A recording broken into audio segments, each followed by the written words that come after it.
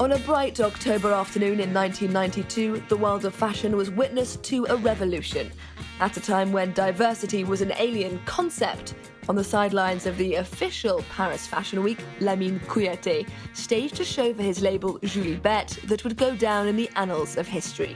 In the heart of Paris, in the Jardin des Tuileries, a catwalk filled with 100 black models, dressed in recycled white lycra.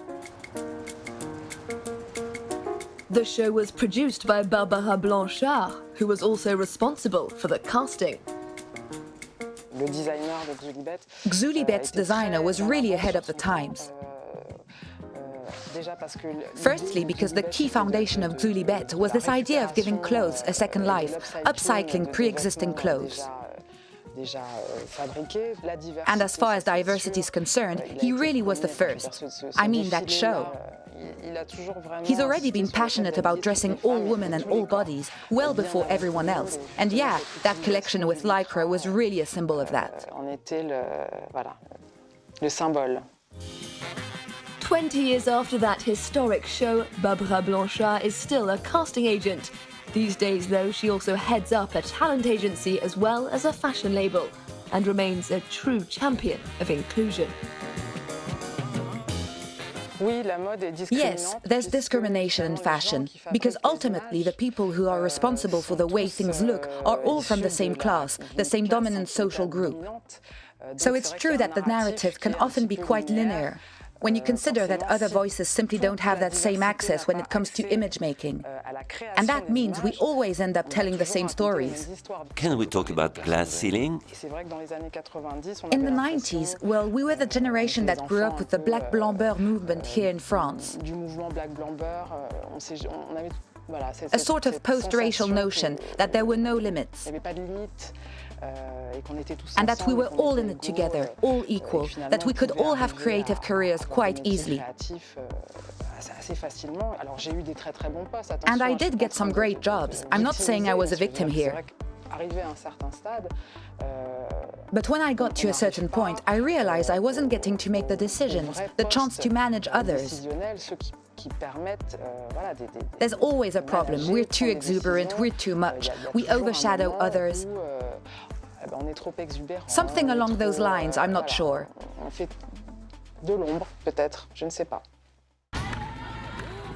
In 2019, along with two associates, Blanchard founded her own label called Alke, named after the Greek goddess of courage and achievement. The label is dedicated to women's football, with all the clothes made in Europe. What I'm most interested in with this project, beyond my love for sportswear, is that emphasis on feminism and also solidarity. It was born out of a real need felt by female football players. In more southern countries, notably in Africa, women have a really hard time accessing sports. It can be a battle. And that really especially applies to young women who want to play football.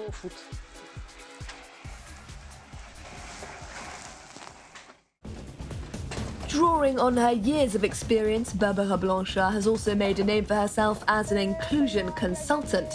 Her approach steers clear of blame, instead focusing on how diversity and, crucially, inclusion should be seen as a source of strength for any company.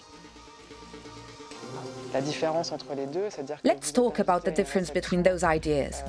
Let's say you're invited to a reception, but you're left standing alone. That can be diversity. But if you're at that same reception, but you're invited to sit at a table with everyone else, that's inclusion. These are two different ideas, and of course they're complementary, but they can sometimes be confused. Blanchard thinks non-white artists are now getting more recognition than in the past. One woman on her books is Gladys Gombi, a dancer, choreographer and artistic director. She recently directed the waltz scenes in a biopic of Gustave Eiffel, the architect who gave his name to Paris's most famous monument. Well, I arrived for the rehearsal, and I don't think they were expecting me to arrive with long braids. In their minds, I wasn't the person they were expecting to teach them a waltz, especially for a film set in the 1800s. Let's just say we laughed a lot. I really like playing with people's expectations, while keeping in mind that I was taught how to waltz by a South African dancer. Because in South Africa there was that strong British colonial influence. And back then it was so chic to do the waltz. And when I was at the Conservatoire, the South African dancer was as black as me, and he taught me to waltz when I was 14 years old. That's art for you. Art can offer you a new perspective on things that seem established, but in reality really aren't.